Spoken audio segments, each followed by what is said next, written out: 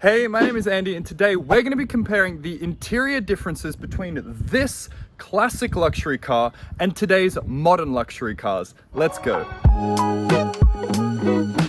So I didn't film this video today. In fact, I actually did this comparison when I was living in my car for 24 hours. So here is the snippet from that video. So a couple hours ago, I put a video up on TikTok saying, what should I do while I'm here in the car? And someone replied, brilliant comment by the way, someone said, well, you should compare the interior of this car to say the interior of a modern luxury car. Let's start with the most obvious thing I think in this interior, the wood grain. In here, we have real wood. Like the laminate has come off, but that is real wood underneath, and it's thick too. It is very thick.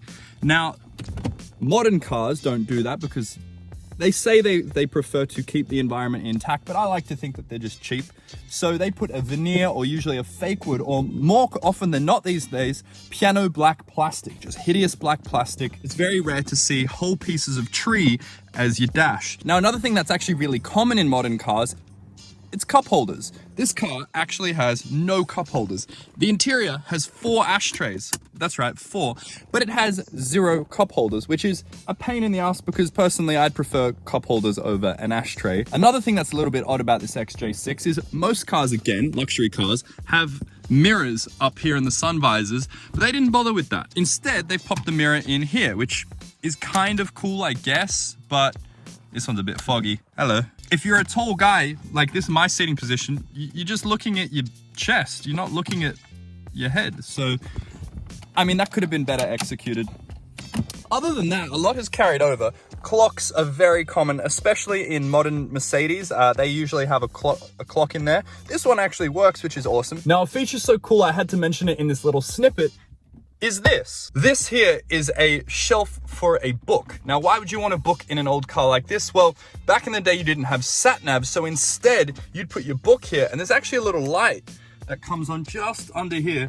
That light is called the map light, and yes, I read that in the owner's manual. The map light would just illuminate the book so you could see where you were going without illuminating the whole cabin, and then there's the second light, which does the main kind of cabin lights. Now that is a really thoughtful feature. Not only that, there's also a full-size spare tire in the boot, which among luxury cars these days is actually a rarity, but back in the day that was pretty common practice even on some economy cars. And this car also came with a boot full of spare parts. Now I think that's just specific to this Jaguar, or maybe all old Jaguars, but I'm not sure that's standard on old luxury cars. Air conditioning was an optional extra in these cars. Heating was standard, but air conditioning was an extra, and I don't think that's been selected.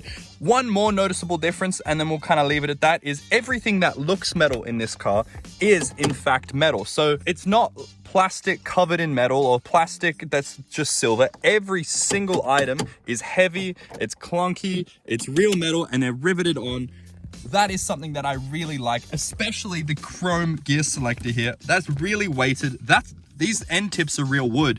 This is just stuff you really don't see these days, and it's the quality like that, which is why a lot of people think that older cars are built better and are nicer. One more thought I'll leave you with is the doors are all leather. This is real leather. This is real leather, real metal, felt lined. Like, they went to great lengths. I've got a rubber mat in here, but they've gone to great lengths to cover almost every single part of the interior in beautiful leather. The attention to detail that these older cars have really sets them apart as opposed to these modern cars, which are just veneer, like fake luxury, just a thin slither of luxury, where this is real dead cow, real tree, real nice. To be honest, it's real nice. Anyway, I hope you enjoyed that little comparison video. Let me know what I missed in the comments below, and if you enjoyed that video, be sure to check out the full-length video where I live in my car for 24 hours. I'll put a link in the description below, and if you enjoyed today's video, be sure to smash that like button and subscribe and follow along on the journey, and I'll see you guys in the next video.